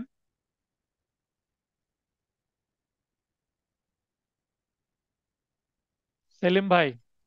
হ্যাঁ স্যার। হ্যাঁ বলেন। স্যার এইগুলো একটু আরেকবার একটু বলেন স্যার, একটু বুঝতে পারতেন না স্যার। মাথায় ঢুকছে না তাই না? না স্যার, ঢুকছে না স্যার মাথায়। আচ্ছা, তাহলে 8 ধারা আর একটু বুঝাই। মনে করেন উদাহরণ দেওয়া আছে এখানে, এ নাবালক থাকাকালে একটি মিরাস আদায়ের জন্য মামলা করার অধিকার প্রাপ্ত হয়। ঠিক আছে, তাহলে এ হচ্ছে জি একজন স্যার। ব্যক্তি, মনে করেন এ হচ্ছে নাম হচ্ছে আকাশ। তো জি স্যার। আকাশ যখন সে নাবালক ছিল তখন একটা মিরাস আদায়ের জন্য মামলা করার অধিকার তার প্রাপ্ত হয়। মানে ওই সময় হয়তো বা বাবা মারা গেছে, তাই বাবার সম্পত্তির সে উত্তরাধিকার হয়ে গেছে, তাই জি সম্পত্তির সাথে স্যার। সম্পত্তির মামলা করার অধিকারও তার ঘাড়ের উপরে চেপেছে। এখন দেখা যাচ্ছে এর 11 বছর পর সে সাবালক হয়, তার মানে তার বয়স তখন কম ছিল, 7 বছর ছিল। জি স্যার। 7 বছর আর 11 যুক্ত করলে 18 হবে, তাই না? জি স্যার। আচ্ছা, সাধারণ আইন অনুসারে মানে সে যদি নাবালক না হতো, নাবালক না হলে কি হয়, তার মামলা দায়ের করার জন্য মাত্র 1 বছর সময় অবশিষ্ট আছে। মিরাজ আদায়ের জন্য তামাদির মেয়াদ হচ্ছে 12 বছর, এটা আইনে জি বলা স্যার। আছে। হ্যাঁ, এটা জি স্যার। আমাদের অনুচ্ছেদে দেখতে হবে। তো জি সে স্যার। যদি নাবালক না হতো, তাহলে 11 বছর পার হয়ে গেছে, তাহলে আর মাত্র 1 বছর তার জন্য সময় থাকতো, অবশিষ্ট সময়। বুঝলেন কি না? জি স্যার। জি স্যার। তাহলে সে নাবালক অবস্থায় 11 বছর নষ্ট করে ফেলেছে। আমাদের মেয়াদ অনুচ্ছেদ অনুসারে 12 বছর, তাহলে এই 12 থেকে 11 বছর পার হয়ে গেলে থাকে অবশিষ্ট 1 বছর। এক এতটুকু বছর বুঝলেন কিনা? হ্যাঁ। জি স্যার। কিন্তু ধারা 6 ও 8 এর বিধান অনুসারে, 6 ধারা বলছে সে যেহেতু নাবালক তাকে সুবিধা দেওয়া হোক, তার ঘড়ি থেমে থাকবে, তার তামাদের মেয়াদ পার হবে না। তা 8 ধারা জি স্যার। বলছে পার হলেও তাকে অতিরিক্ত 3 বছরের বেশি সময় দেওয়া ঠিক হবে না। তাহলে 6 ধারা জি 8 ধারা একসাথে আসবে এখানে। 6 ধারা দিবে সুবিধা, আর 8 ধারার সুবিধাকে আবার কমিয়ে 3 বছরে লিমিটেড করে দিবে। ঠিক আছে, স্যার। তাহলে সর্বোচ্চ 3 বছর দিতে হলে একের সাথে কত যুক্ত করলে 3 হয়? দুই। তাহলে আরো 2 বছর অতিরিক্ত সময় পাবে। অর্থাৎ নাবালক হওয়ার তারিখ হতে পরবর্তী 3 বছরের মধ্যে যে কোনো সময় সে মামলা করতে পারবে। আর নাবালক হয়ে সাবালক হওয়ার পর, অর্থাৎ সে 18 বছরে বার্থডে পালন করলো, এ আকাশ স্যার। বা করার পর 3 বছর পার করে দিলে সে কিন্তু আর মামলা করতে পারবে না। 3 বছরের হ্যাঁ। মধ্যে করতে হবে, মানে তার বয়স 21-এর মধ্যে করতে হবে। 21 বছর যখন হয়ে যাবে, যেদিন বার্থডে পালন আর করবে, সেদিন কিন্তু আর আর হবে না। মামলা করার অধিকারও সে পুরোটাই নষ্ট করে ফেললো। তখন জি 3 ধারা স্যার। এসে বলবে আর তোমাকে আর সুযোগ দেওয়া হবে না, কারণ জি তুমি স্যার। পুরো সময়টাই নষ্ট করে ফেলেছো। 6 ধারার সুবিধাও নিতে পারোনি, তাই 3 ধারাই বারিত হয়ে যাবে। এটাকে দেখেন, ব্যাখ্যা দিয়েছি যেটা বিয়ার একটা নাই। মিরাজ আদায়ের জন্য মামলা করার তামাদের মেয়াদ 12 বছর, জি প্রকৃত স্যার। মেয়াদ 12 বছর থেকে মাইনাস অতিরিক্ত অতিবাহিত সময়, মানে যেটা পার হয়ে গেছে 11, তাহলে 1 বছর অবশিষ্ট সময় যেটা অলরেডি উপরে বললাম। তাহলে 8 ধারার মতো অতিরিক্ত সময় পাবে 2 বছরের সাথে 1 বছর যুক্ত করে 3 বছর, মানে সমান সমান 3-এর বেশি হওয়া যাবে না জি বর্তমানে স্যার। মামলা করার সময় পাবে। ঠিক আছে। জি স্যার। আরেকটা উদাহরণ দেই। এ উন্মাদ থাকাকালে, উন্মাদ মানে কি, লিগালি ডিজেবল, পাগল। একটি বংশগত পদ লাভের জন্য মামলা করার অধিকার প্রাপ্ত হয়। এর 6 বছর পর সে সুস্থ হয়। সাধারণ আইন অনুসারে তার মামলা করার জন্য 6 বছর অবশিষ্ট আছে, কারণ বংশগত পদ আদায়ের জন্য মামলা করার তামাদির মেয়াদও কি 12 বছর। তাহলে প্রকৃত মেয়াদ 12 বছর মাইনাস অতিবাহিত হয়ে গেছে 6 বছর। তাহলে তার হাতে আছে আর কত? 6 বছর। 6 বছর। জি। তাহলে 6 বছর, 6 বড় না 3 বড়? 6 বড়। তাহলে তাকে ওই যে 8 ধারে বলছে ম্যাক্সিমাম 3 বছর দেওয়া হবে, সেখানে আর যাওয়ার দরকার আছে? তার তো অ্যাকচুয়াল সময় 3-এর বেশি আছে। তাহলে সে 3 বছর পাবে না, 6 বছরই পাবে। কারণ তার আদালতে বলারই দরকার হবে না যে আমি নাবালক ছিলাম। নাবালক কথাটা বলার আগেই সে এমনিতে 6 বছর পাচ্ছে। নাবালক বললে জি পাবে স্যার। তো 3 বছর। তাই তিন নয় কি? বছর জি স্যার। তাহলে ছয় 6 বছর সময় আছে, তাহলে 8 ধারার মধ্যে অতিরিক্ত সময় পাবে 0 বছর, কারণ সে অবশিষ্ট সময় 6 বছর আছেই। 6 হচ্ছে 3-এর হ্যাঁ। বেশি। তুমি তো এমনিতেই হ্যাঁ, বেশি 3 আছে বেশি বাবা, আছে। তুমি আর কত নিবা? জি এটা স্যার। হচ্ছে কথা 8 ধারার। ঠিক আছে। 8 ধারা। জি স্যার। তাহলে 6 বছর বর্তমানে মামলা করার সময় পাবে। এটাই বলা হ্যাঁ, হচ্ছে পাবে। আট, ধারা 6 ও 8-এর বিধান অনুসারে সে অতিরিক্ত সময় পাবে, পাবে না, অতিরিক্ত সময় পাবে না। তাই এখানে দেখেন জিরো করে দেওয়া হয়েছে। ঠিক জি আছে। স্যার। জি অতিরিক্ত স্যার। সময় কি, জিরো করে দেওয়া 0। হয়েছে। তো এখানে উপরে যেটা আছে ইংলিশের সাথে, সেটা কিন্তু বইয়ের মধ্যে আছে। আর নিচে যেটা থার্ড ব্র্যাকেটের মধ্যে আছে, এটা কিন্তু আমার তৈরি করা, আপনাদের জন্য আলাদা ব্যাখ্যা, একটা হিসাব জি নিকাশ স্যার। করা আছে অঙ্কের, যেন আপনারা জি বুঝতে স্যার। সুবিধা হয়। এবার বুঝেছেন আট জি ধারা স্যার, এবার বিষয়টা? বুঝতে স্যার। বুঝছি স্যার আচ্ছা, এবার। ধন্যবাদ। রুবেল ভাইকে হ্যাঁ লাইনে ভাই। আসতে বলেছিলাম। রুবেল ভাই, মাইক অন করবেন। স্যার। জি স্যার। হ্যাঁ, বলেন। আহ, আমি আপনার ওই যে এখানে বলেছেন যে 3 বছর আর যে 6 বছরের যে বিষয়টা, এই কনসেপ্টটা ক্লিয়ার হয়েছে। হ্যাঁ। তো হুম, এই যে মনে রাখার অংশ থেকে যে বলেছিলেন যে 4+0, 5+0, 6+0, এটা এটা এটা দ্বারা কি বুঝালেন স্যার? ওই এটাই মানে এখন যা বলেছেন হ্যাঁ, এগুলোই? হ্যাঁ, হ্যাঁ, একটু আগে যেটা বললাম যে অবশিষ্ট সময় 3 বছর বা তার বেশি হয়, একটু আগে দেখলাম আমরা 6 বছর ছিল। হ্যাঁ, হ্যাঁ, হ্যাঁ, হ্যাঁ, হ্যাঁ। তাই সেখানে জিরো হলো, তার মানে তাই 8 ধারার এই ক্ষেত্রে মধ্যে কোনো অতিরিক্ত সময় পাবে না, মানে ওইটাই আমি এখানে মনে রাখতে হবে কি এটা বুঝিয়ে দিয়েছি। তার মানে 3 বা বেশি সময় থাকলে অতিরিক্ত সময় জিরো হয়ে যাবে, মানে 8 ধারা অতিরিক্ত সময় দিতেই দিবে না। রাইট, তার মানে আপনার মানে যদি 1 বছর, 1 বছর যদি ওনার অবশিষ্ট থাকে, তাহলে উনি আরো 2 বছর পাচ্ছেন। 2 বছর হ্যাঁ পাবে, মানে আপনার 3 বছর এই, ম্যাক্সিমাম তো হ্যাঁ, দিতেই হবে। তিন তিন বছর, হ্যাঁ মানে 6 এবং 8 ধারার বিধান অনুযায়ী উনি 3 বছর ম্যাক্সিমাম পাবেন। কিন্তু যদি ওনার যদি 5 বছর সময় থাকে, তাহলে অতিরিক্ত আর পাবেন না 5 বছরেই। কারণ 5 হচ্ছে 3-এর বড় হ্যাঁ, সংখ্যার হ্যাঁ। দিক দিয়ে, সময়ের দিক দিয়ে। হুম। কারণ সে অ্যাকচুয়াল সময় বেশি আছে। তাহলে সে লিগালি ডিজেবল বলারই তো দরকার হবে না কোর্টে। তাই নাকি? রাইট স্যার, ঠিক আছে sir, concept clear sir. Proceed sir. Concept clear হয়েছে? এটা অনেকে বুঝতে ইয়েস। পারে না, তাই আমি এই নতুন নোটে এই মনে রাখতে হবে অংশটা অ্যাড করে দিয়ে বোঝানোর চেষ্টা করি। এটা দেওয়ার আগে আমার এই জায়গাতে প্রচুর সময় নষ্ট হয়েছে 2023 সালের ব্যাচে। এই কারণে এটা আমি ভেবে ভেবে তৈরি করছি। এবং এই যে অংশটুকু এখন যেটা আমি গ্রিন কালার করব, এই যে থার্ড ব্র্যাকেটের অংশটুকু কিন্তু বেয়ার একটা নাই, বা আমার আগের নোটেও ছিল না। 23 সালের নোটে, 24 সালের নোটে এটা অ্যাড করা হয়েছে। কারণ এটা অনেকে বুঝতে পারে না, ম্যাথ মানে অনেকে ভয় পায়, হিসাব নিকাশ, এটা হচ্ছে প্রবলেম। যারা সায়েন্স নিচে তো ব্যাকগ্রাউন্ড স্যার তাদের ওই ম্যাথ যে প্রবলেম হয় না। অঙ্কের মতন বুঝাইতেছেন তো স্যার, এর জন্য মানে মাথায় আবার শুধু অঙ্ক আবার করতে গেল। হ্যাঁ, হ্যাঁ, এটা সেটাই। বুঝছি স্যার উপরে। এবার এবার ক্লিয়ার হয়েছে? কারো আর প্রবলেম আছে স্যার, এবার এখানে? বুঝছি। প্রবলেম থাকলে কিন্তু না স্যার। এখান থেকে প্রশ্ন আসেই, যেমন গতবার প্রশ্ন আসছিল। আমি প্রশ্নতে চলে যাই। প্রশ্নতে যে আবার আমি ব্যাক আসবো, আমি 6 ধারাতে আবার ব্যাক করব। আমি 6 ধারায় ব্যাক করব, তবে আমি একটা প্রশ্নতে চলে যাই।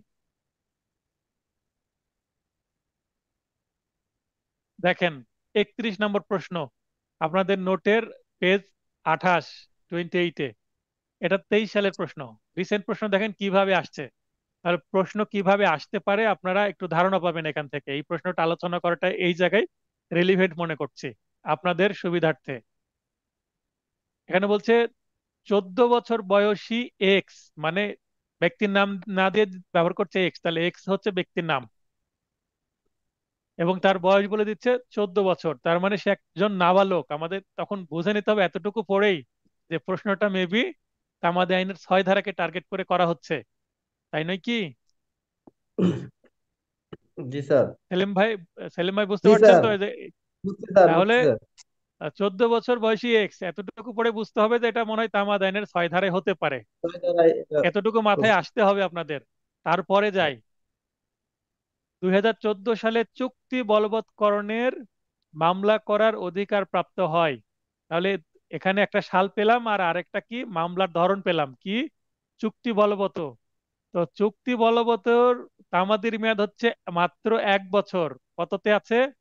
অনুচ্ছেদ 113-তে আছে। ওকে, জি তাহলে স্যার। আপনাকে এখানে 6 ধারা জানতে হবে, আবার অনুচ্ছেদ 113 জানতে হবে, আবার আপনাকে মেবি 8 ধারাও জানতে হতে পারে। দেখি, এক্স এর মামলা করার তামাদির মেয়াদ উত্তীর্ণ হবে ড্যাশ সালে। কত সালে এক্স এর মামলা তামাদির মেয়াদ উত্তীর্ণ হবে? একটা ক্যালকুলেশন আছে না এর মধ্যে, হিসাব নিকাশ আছে না? স্যার, জি স্যার। এই কারণে তো ম্যাথ শিখিয়ে দিয়েছি আমি 24 সালের নোটে, যে ম্যাথ শিখিয়ে না দিলে এই হিসাব নিকাশটা করতে পারবেন না আপনারা। এটা জি দেখেন বার স্যার। কাউন্সিল 23 সালের লেটেস্ট কোশ্চেন, সর্বশেষ প্রশ্ন। দেখেন এখানে বলা আছে যে 2017, 2015, 2018, 2019, এখানে 14 সালে এর বয়স কত ছিল? 14। এখানে দুইটাই 14 14, তার মানে হিসাব করতে একটু সুবিধা হবে। 14 বছর ছাড়া অন্য বছর দিলেও সমস্যা নাই, বা সাল পরিবর্তন করলেও সমস্যা নাই। তাহলে 14 সাল থেকে এখানে আমরা আগে দেখব প্রথম যে 14 বছর বয়স, 14 বছর বয়স থেকে সে 18 বছর বয়স মানে সাবালক হতে কত বছর সময় লাগবে। তাহলে 14 এভাবে গুনবেন, 14-র পরে 15, 16, 17, 18, তাহলে কয় বছর? 4 বছর লাগছে না? 4 বছর। জি স্যার। হ্যাঁ, তাহলে 14 থেকে 15, 16, 17, 18, তার মানে 18 বছর হতে তার কত বছর বাকি আছে? 4 বছর 4 বছর। বাকি আছে। সালটা কত চলছে ওই সময়? 14 সাল। তাহলে 14 14। সাল থেকে 18 সাল হতে কত বছর লাগবে? চার চার বছর। বছরই লাগবে, তাই না? তার জি মানে স্যার। এবার সাল চিন্তা করবো, 2015, 16, 17, 18, তার মানে ওই 4 বছরে 18 সাল, তার মানে এই 14 বছর বয়সী এক্স সাবালক হবে 2018 সালে। এতটুকু ঠিক আছে কিনা? জি স্যার। এবার তাহলে 18 সালে এসে এসে দেখলো যে 14 সালে চুক্তি বলবৎ করার একটা মামলা সে অধিকার প্রাপ্ত হয়েছে। হয়তোবা তার বাবার সাথে একটা চুক্তি ছিল অন্য কারো, তার বাবা 2014 সালে মারা গেছে, তো ওই সময় তাকে বঞ্চিত করছিল অপরপক্ষ, চুক্তি ভঙ্গ করছিল। তাই এই চুক্তি জি বলবৎ স্যার। করার জন্য এক্স কে মামলা করতে হতো 2014 সালে। 2014 সাল থেকে অপরপক্ষ বঞ্চিত করছে এক্স কে। তাই যখনই সে বুঝলো বা উকিল বুঝিয়ে দিল এক্স কে যে এই তাদের বিজনেস যে ছিল বিজনেস থেকে সে আর টাকা পাচ্ছে না, তার মানে চুক্তি ভঙ্গ করছে অপরপক্ষ, বেইমানি করছে, তাহলে 2018 সালে সে যেহেতু সাবালক হলো তার সাথে আলোচনা করবে উকিল, করে জি বলবে স্যার। কি যে চুক্তি প্রবল বা চুক্তি বলবৎ করা এছাড়া একটা 12 ধারায় মামলা করার করতে হবে তোমাকে, এবং যেটার তামাদের মেয়াদ তামাদি আইনের অনুচ্ছেদ 113-তে আছে 1 বছর। আগে ছিল 3 বছর, কিন্তু 2004 সালে সেটা করে দিয়েছে 1 বছর, অ্যামেন্ডমেন্ট করে। তো এই 1 বছর সময় আছে, ঠিক আছে? জি স্যার। এক্স এর মামলা করা তামাদি উত্তীর্ণ হবে কত সালে? 2018। 2018। কেন? এখানে উত্তর হবে 2019। কেন 19 স্যার। হবে? এখানে 8 ধারা অনুসারে কেন 3 বছর দেওয়া হচ্ছে না বলেন? কে বলবেন? তাহলে 18 থেকে 3 বছর, 21 সাল তো অপশনে থাকা উচিত ছিল। 21 সাল দিলে আরো কনফিউজড হতো অনেকেই, এবং অনেকে 21 পূরণ করতো। ফারুক হোসেন বলেন।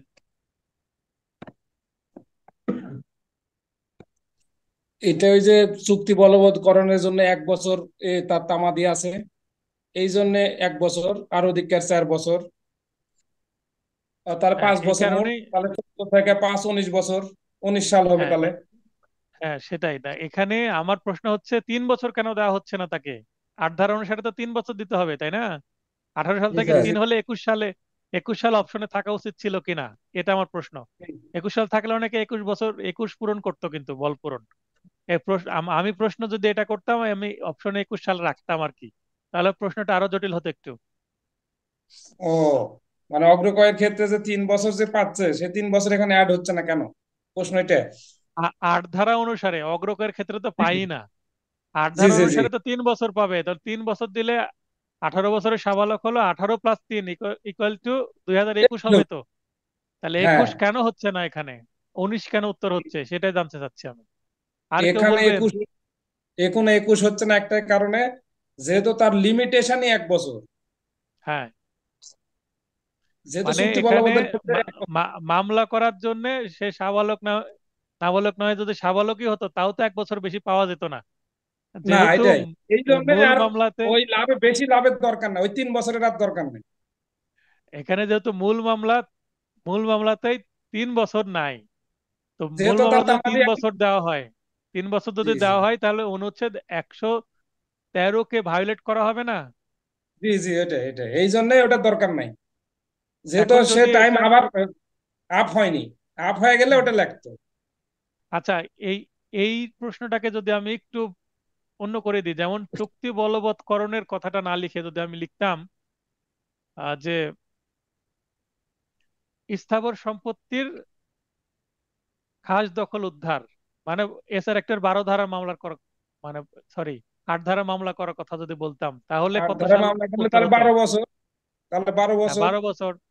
তাহলে চার 12 বছর বছর চলে হলে গেছে, 12 বছর থেকে 4 বছর চলে গেছে, তাহলে থাকতো কত, জি আট স্যার, বছর তাহলে আট আট বছর বছর তাহলে 18 থেকে 8 যুক্ত হয়ে যেত, 18-এর সাথে 8 যুক্ত করলে কত হবে, 26, তখন ওখানে 2026 লেখা 26 সাল থাকতো। হয়ে যেত তখন।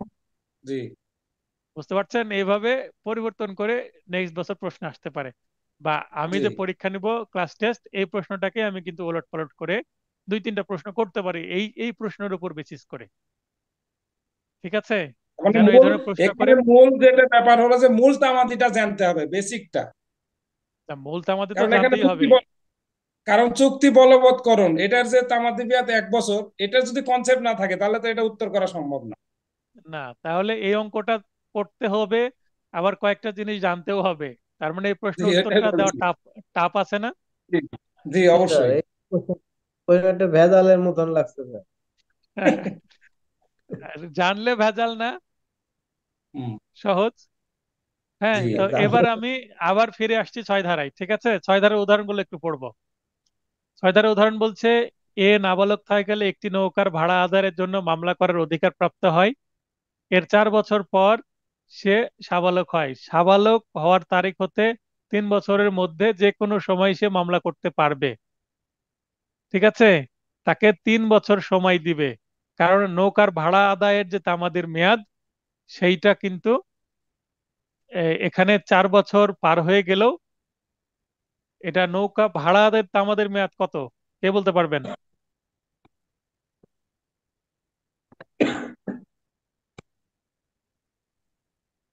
এই স্যার, ভাড়া আদায়ের তামাদের মেয়াদ হচ্ছে 6 বছর, হ্যাঁ। তো 6 বছরের মধ্যে 4 বছর চলে গেছে, থাকে হচ্ছে 2 বছর। আর 2 বছরের 2 বছর যেহেতু আছে, তাই 1 বছর এক্সটেন্ড করে 3 বছর 8 ধারা অনুসারে দিচ্ছে। এই উদাহরণগুলো এই কারণে পরে পড়ছি, 8 ধারা আগে না পড়লে এই উদাহরণগুলো বুঝবেন না। ঠিক আছে? এরপরে উদাহরণ, জেড নাবালক থাকাকালে একটি মামলা করার অধিকার প্রাপ্ত হয়। এরপর সে নাবালক থাকাকালে উন্মাদ হয়ে যায়। কি জ্বালা! নাবালক ছিল, নাবালক থাকাকালে আবার পাগল হয়ে গেছে। তার নাবালকত্ব ও উন্মাদ, মানে এবার লিগ্যাল ডিজেবিলিটি তার দুইটা, নাবালকও আবার উন্মাদ। এই দুইটার অবস্থার অবসানের তারিখ হতে জেড এর বিরুদ্ধে তামাদির মেয়াদ গণনা শুরু হবে, এই প্রশ্নটা কিন্তু আসে। তার মানে শুধু সে সাবালক হলে হবে না, মাথাটাও ঠিক হতে হবে। এক্স নাবালক থাকাকালে একটি মামলা করার অধিকার প্রাপ্ত হয়। এক্স নাবালক থাকাকালে মারা যায় এবং তার নাবালক পুত্র ওয়াই উত্তরাধিকারী হয়। এখানে একটা মজার কৌতুক আছে, কে বলতে পারবেন কৌতুকটা কি এই লাইনের মধ্যে? এই উদাহরণের মধ্যে একটা কৌতুক আছে মজার, এটা যদি বলে দিই তাহলে মজা পাবেন। উয়াইয়ের নাবালকত্ব অবসানের তারিখ হতে উয়াইয়ের বিরুদ্ধে তামাদের মেয়াদ গণনা শুরু হবে। তাহলে দেখেন, এখানে পিতা এক্স আর পুত্র হচ্ছে ওয়াই। পিতা মারা গেল নাবালক থাকা অবস্থায়, তাহলে তার জন্য তামাদের মেয়াদ একদিনও আরম্ভ হয়েছিল না। এবং তার পুত্র ওয়াই যখন অধিকার প্রাপ্ত হয় তখন সেও নাবালক ছিল। তারপরে ওয়াইয়ের যখন নাবালকত্ব অবসান হবে, নাবালকত্ব অবসান শব্দের অর্থ কি? নাবালকত্ব অবসান শব্দের অর্থ সে সাবালক হয়ে গেছে, এটা কিন্তু তা বলো। বুঝতে হবে আপনাদের। তো ওয়াই এর নাবালকত্ব অবসানের তারিখ হতে ওয়াই এর বিরুদ্ধে তামাদির মেয়াদ গণনা শুরু হবে, ঠিক আছে? তাহলে এখান থেকে প্রশ্ন আসলে এই যে এই এতটুকু থাকবে না প্রশ্নের মধ্যে, ঠিক আছে?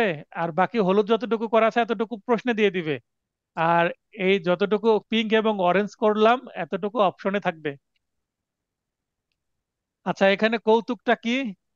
যে এক্স নাবালক থাকাকালে মারা যায় এবং তার নাবালক পুত্র, তার মানে এক্স হচ্ছে অল্প বয়সে বিয়ে করেছে এবং বাচ্চাও হয়েছে তার। বুঝতে পারলেন কি? সেলিম ভাই বুঝতে পারলেন? জি স্যার, বুঝতে পারছি স্যার। মনে করেন 14-15 বছর বয়সে ছেলেটা বিয়ে করছে, পরে আবার মারা গেছে আর বাচ্চা তার আছে। পুত্রও হয়েছে। না, এখানে এক্স যে পুরুষ তা নাও হতে